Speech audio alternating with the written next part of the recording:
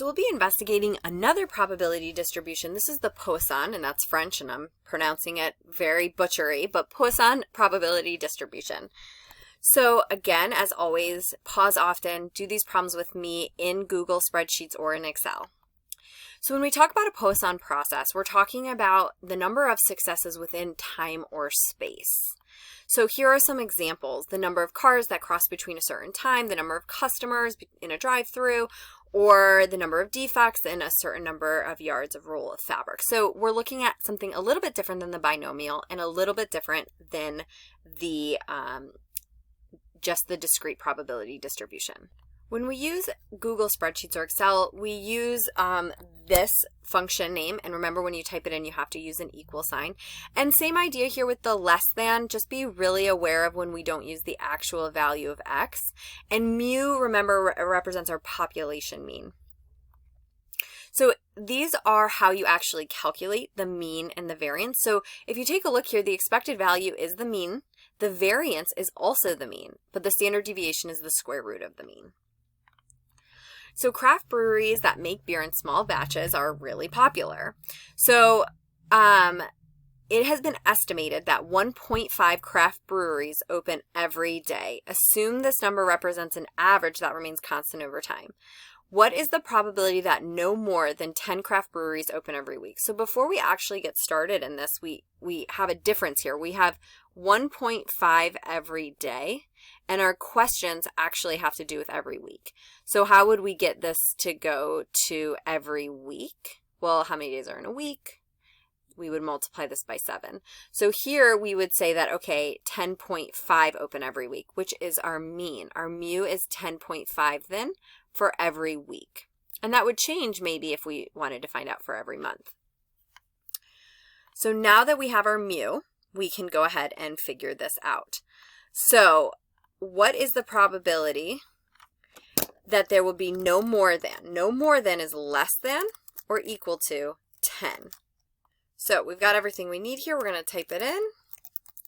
We're looking at the less than or equal to, or at most, right? So our x is 10, our mean is 10.5, and we're going to put a 1 there, and that is the probability, about 52% chance of that opening up.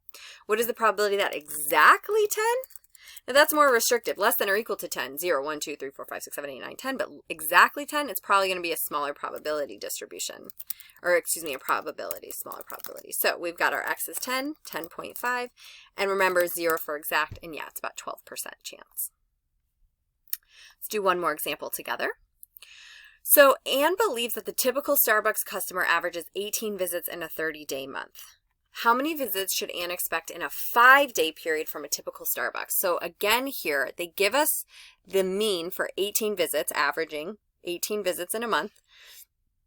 So for A here, if there's 18 visits in a month, visits in 30 days, how many in 5 days? Well, how did we get from 30 days to 5? We divided by 6 there. So we divide by 6. So it would be 3 visits every 5 days. And because that's what we're talking about in all of these here, that's our average. That's our mu. So our mu there is 3.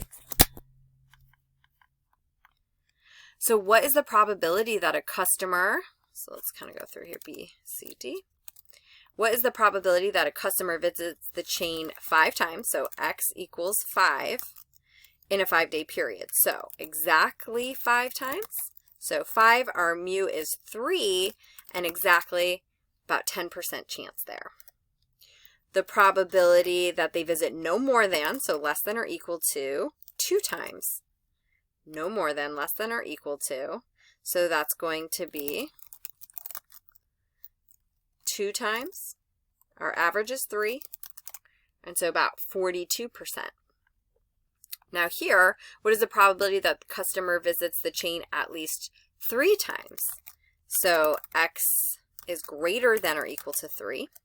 Now remember, right, we're in a 5-day period, so let's see, that's 1 minus the probability that x is less than or equal to 2, so that's 1 minus, right, greater than, at least, Poisson, greater than, Poisson, oops, forgot the equal sign.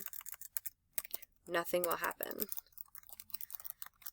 And then 1 minus, and then our mean is 3, And there we go. So about 57, 58%.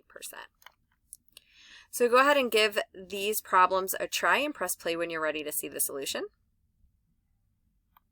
And that concludes this section.